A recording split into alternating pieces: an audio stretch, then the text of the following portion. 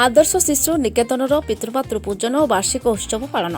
भुवनेश्वर उपखंड बालीपाटना ब्लॉक अंतर्गत बनवाड़पुर स्थित आदर्श शिशु निकेतन विद्यालय पक्षर पितृमातृ पूजन और 25तम वार्षिक उत्सव अनुष्ठित हो जाइछे।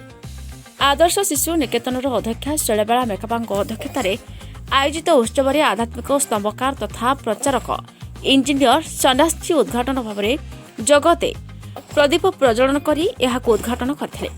एथिरे मुख्य अतिथि भाव में वरिष्ठ शिक्षा अधिकारी डॉक्टर प्रभात कुमार रथ एवं सम्मानित अतिथि भाव में बालीपाटना प्रेस क्लब सभापति दिलीप कुमार ओझा, समाजसेवी मागुणी चरण सेठी, वरिष्ठ सांबादिक अभिमन्यु नायक, ज्योतिर्विद हरिहर महापात्र, विशिष्ट जादुकर विधुभूषण नायक, समाजसेवी रमेश चंद्र साहू, वंदे उत्कल महासंघर सभापति विजय कुमार मिश्र प्रमुख जगते पितृमातृ पूजनर महानता एवं पिलामानकु भल संस्कार शिखाइबा सहित पितामाता गुरुजन प्रति केउ भली पिलामानकर की कर्तव्य रहिछि बोली उपस्थित अतिथि मानक द्वारा अभिभाषण करथिले।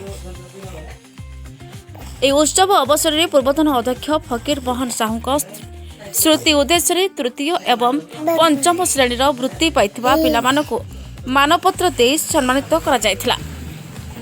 सेहीपरि सांबादिक रमेश चंद्र रथ, विनोद कुमार भई, रविशंकर नंद, विजय कुमार भई को अनुष्ठान पक्षर जगन्नाथ फटचित्र सहित उत्तरीय प्रदान कर संबर्धित करा जायथिला। विद्यालय छात्र छात्री द्वारा पितृमातृ पूजन सहित विभिन्न सांस्कृतिक कार्यक्रम मान परिवेषण होई पुरस्कार वितरण उत्सव अनुष्ठित होइतिला। विशेषकर यह उत्सव में विशिष्ट जादुकर विधुभूषण नायक द्वारा चित्ताकर्षण जादू प्रदर्शन करा जायथिला। आदर्श शिशु निकेतन सप्तम श्रेणी में सर्वोच्च नंबर रखिथिबा शुभलक्ष्मी दास को वंदे उत्कल महासंघ पक्षर 500 टଙ୍କା। उत्सव मंच परिचालन में आईनजीवी अब्दुल बारी, सुजाता दास प्रमुख सहयोग करथिले। अनुष्ठान संपादक सुरेन्द्रनाथ साहू विद्यालय विवरणी पाठ करथिले। ए उत्सव परिचालन में विजय कुमार बेहरा, उमेश साहू, दैतारी माणिक, प्रदीप पात्र, टुल्लू साहू, प्रताप बेहरा, टुकना साहू समेत विद्यालय समस्त शिक्षक शिक्षयित्री माने सहयोग करथिले।